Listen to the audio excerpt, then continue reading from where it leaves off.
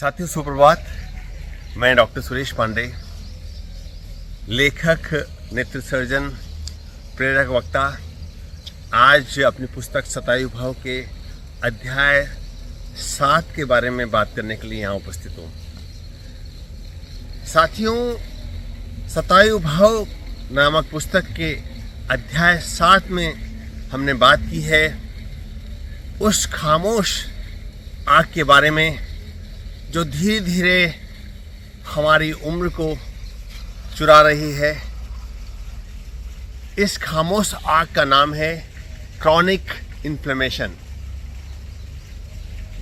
साथियों, हम अपने घर में मोमबत्ती जलाते हैं, सेंटेड मोमबत्ती या अगरबत्ती का उपयोग करते हैं भगवान की पूजा आराधना के लिए। वह मोमबत्ती हमें खुशबू देती है, वह अगरबत्ती हमें खुशबू देती है, लेकिन कल्पना करें यदि वह मोमबत्ती गलती से पूरे घर के सामान को जला दे तो कैसा होगा।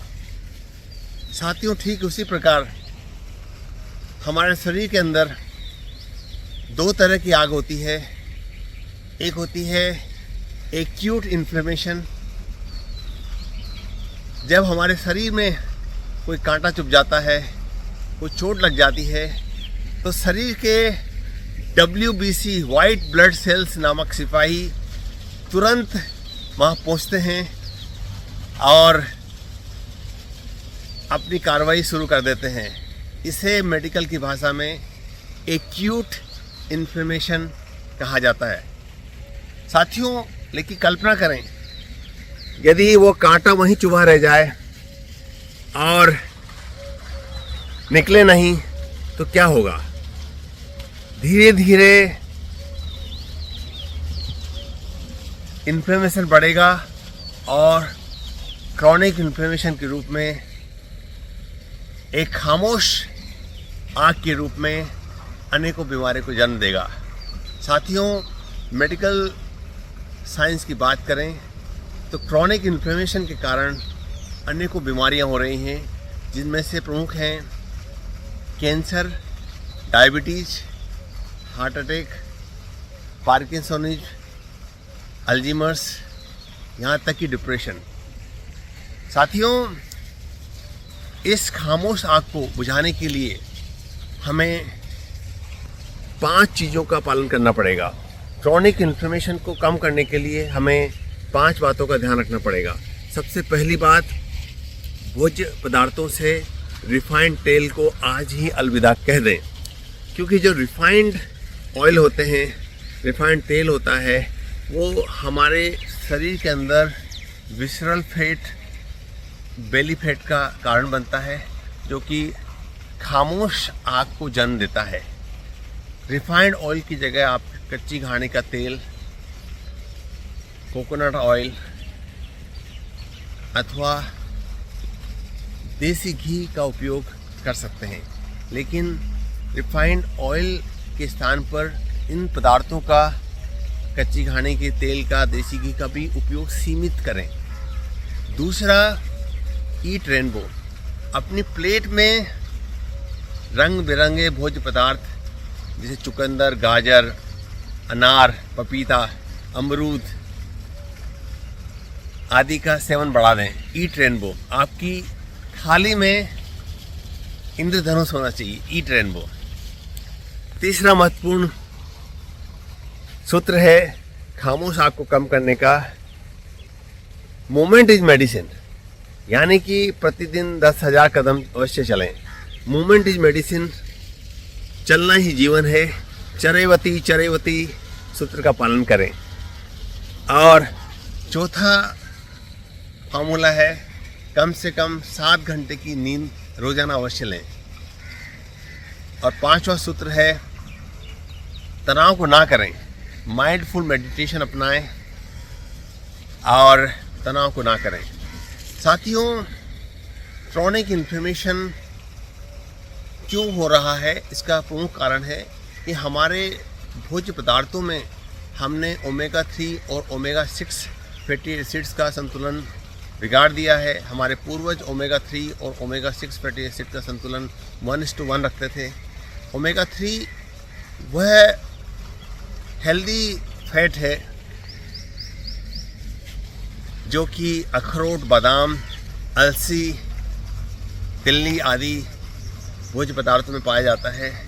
और ओमेगा 6 वह फैट है जो कि रिफाइंड ऑयल में होता है। आज हमारी किचन में रिफाइंड ऑयल ट्रांसफैट्स के माध्यम से हमारे शरीर के अंदर एक खामोश आग क्रॉनिक इन्फ्लेमेशन को हमने जन्म दिया है, जो कि अनेकों बीमारियों का कारण बन रही है। साथियों, खामोश आग की बात करने समय हमें एक महत्वपूर्ण ट्रायल की बात करनी पड़ेगी, जिसे केंटोस ट्रायल कहा जाता है। केंटोस ट्रायल हृदय रोगियों के ऊपर किया गया, 10,000 हृदय रोगियों पर किया गया एक महत्वपूर्ण ट्रायल है, जिसमें 10,000 से अधिक हृदय रोगियों को एक विशेष प्रकार की दवा दी गई थी, जिसका नाम था केनाकिनुमैब। केनाकिनुमैब नामक विशेष दवा के सेवन से इन हृदय रोगियों के हृदय रोग को दूर करने में सहायता मिली। यह केनाकिनुमैब नामक दवा जो कि केंटोस ट्रायल के समय दी गई थी, ये कोलेस्ट्रॉल को कम नहीं करती है, ये बीपी को भी कम नहीं करती है, लेकिन यह एक महत्वपूर्ण पैरामीटर को कम करती है, जिसका नाम है HSCRP, high sensitivity C reactive protein. और high sensitivity C reactive protein को कम करने के कारण केंटोस ट्रायल में इस दवा को देने के बाद अनेक हृदय रोगियों को फायदा हुआ था। साथियों, आइए हम अपनी जीवन शैली के माध्यम से शरीर की इस खामोश आग को आज ही बुझाने का संकल्प लें। क्रॉनिक इन्फ्लेमेशन को दूर करने के लिए अपने जीवन में गति दें। रोजाना 10,000 कदम चलें। Moment is medicine. अपनी किचन से रिफाइंड ऑयल को आज ही अलविदा कहें। अपनी किचन से शुगर को, अपनी किचन से जो पैक्ड फूड को अलविदा कहें। अपने भोजन में रंग बिरंगे सलाद, रंग बिरंगे फलों को स्थान दें। भोजन की शुरुआत सलाद के साथ करें, फलों के साथ करें, जिससे कि आपके शरीर में इंसुलिन का सिक्रेशन धीरे धीरे हो, शरीर में रक्त शर्करा का लेवल अचानक न उठे। अपने भोज्य पदार्थों में गेहूं के आटे की जगह पॉजिटिव मिलेट मिक्स आटे का प्रयोग करें और गहरी नींद लें। तनाव को भगाने के लिए प्रतिदिन